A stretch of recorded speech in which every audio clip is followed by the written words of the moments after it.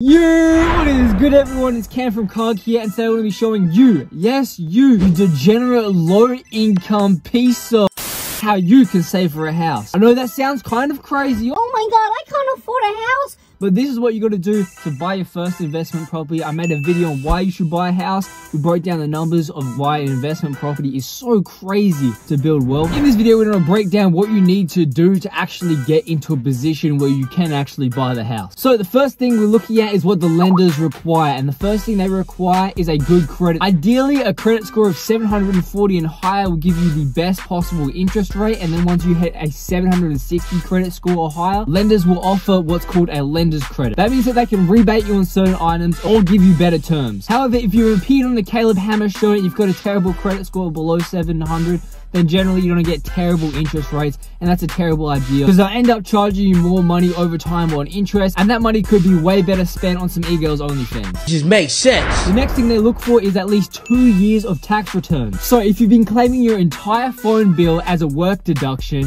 or you've been using OnlyFans as a charity deduction, then you might want to wait a couple years before you buy your own Playboy mansion. The reason they want to look at your tax returns is so that you can prove that you're actually making money and you're not just spending all your money on OnlyFans and using it as a charity deduction. The main thing that lenders are looking for is net income after deduction. So you might want to hold out on buying your MacBook Cheese Grater Pro just because you want a cheeky deduction knowing damn well you don't need that. The next thing a lender will generally look for is bank statements. Now they can look from anywhere from 2 months to 6 months just to see where the money is coming from. If they see a whole bunch of cash deposits from you selling fake Jordans, side hustle video and link in the description, they might think you're doing something a little bit more sketchy than selling fake shoes. Or on the other hand, if they see you taking out cash every single day, they know for a fact that you one dodgy dude. Because let's be honest, it's 2023, use Apple Pay, use Samsung Pay. If you're watching this, you're not some 90-year-old decrepit with Down syndrome. I know you know how to use that. Or they also check for some people are blessed to have a kind, grateful, charitable family that might care to prop up their income statement a little bit by, you know, paying them, like giving them an extra couple grand a month so it looks like their income's a little bit higher.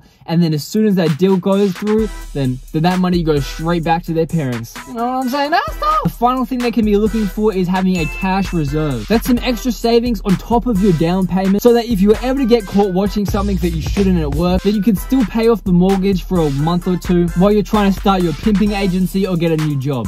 It's up to you. But they can also take into consideration a retirement fund. Generally, they won't value the retirement fund as a whole. So if you have $10,000, they may only value $2,000 of that as a cash reserve. But that also means you're getting the tax-free benefits of a retirement fund. So you're really getting the best of both worlds. The next thing you need to do is save up a down payment. This shows the lender that you're willing to risk your own money. Down payments are generally a 10 to 20% of the house's value. It gives the lender a buffer, so if something goes wrong and you have to sell the house for a loss, then generally you'll be taking the loss and you'll still be able to pay the bank back their full loan. If you can't pay a 20% down payment, then a lot of the time you have to pay what's called a PMI, which is private mortgage insurance. It's generally 0.5 to 1% of the mortgage repayment, which isn't crazy, but once again, it's just to ensure that the bank doesn't lose money, because at the end of the day, the bank always wins. It's not bad to get a PMI if you don't want to put 20% down. Maybe you just don't have the money right now, but you found a really good deal. Then you may as well just take the PMI, and then once you get 20% equity in the property, you can always refinance to get rid of that PMI. Now, obviously, one of the big things in trying to afford a house is to save up your down payment. So you got to make saving a priority. You got to make it an obsession, just like David Goggins and carrying the boats. Who's gonna carry the boats? All that really matters is income versus expenses. So to cut down on expenses, you might be like,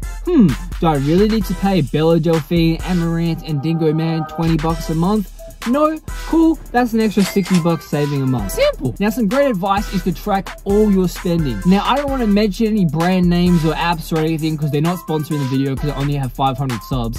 Please leave a like, subscribe. But I've heard mint.com is pretty good for tracking your expenses. I've never actually used it. They're not sponsoring the video, so don't use them. But if you want to track all your expenses, I've heard they're pretty decent. Unless mint.com you want to sponsor the video, then you heard it from me. But until that happens, you can use mint.com or not. Doesn't bother me. With expenses, it's kind of the small things that kind of add up that you realize you're spending an extra couple $100 a month that you don't realize. Like as Graham Stephan likes to say, a coffee every single day. Oh, my god, $6 for a coffee. That's $180 a month. Oh my god. So yeah, cut down on that. Another great thing to do is automate your savings. You already do this for subscriptions, for Netflix services, for OF, whatever, so just do it for your savings. You can figure out how much you need. So let's say you need $5,200 in 12 months. Then all you do is put an automatic transfer to transfer $520 a week into savings. Simple. Moral of the story is really just live like you make less money. Now, if you're like, oh my god, I can't save enough money, it's too much money, life is so expensive, you're an idiot. Trust me, if you track your expenses, you'll find a lot of things that you can cut back on. Just stop being a degenerate, paying for things you don't need, going out every single week. And for God's sake, do not buy a stupid 4B that you cannot afford, you stupid mother. Worst case scenario, you need to increase your income. I got a video on some side hustles you can start, link in the description. I already talked about that. Or just get a job on the side, maybe work nights at Coles or something. Make sure you're saving your money. If chances are, if you're saving for a house, you're gonna be saving for 1 to 2 years at least.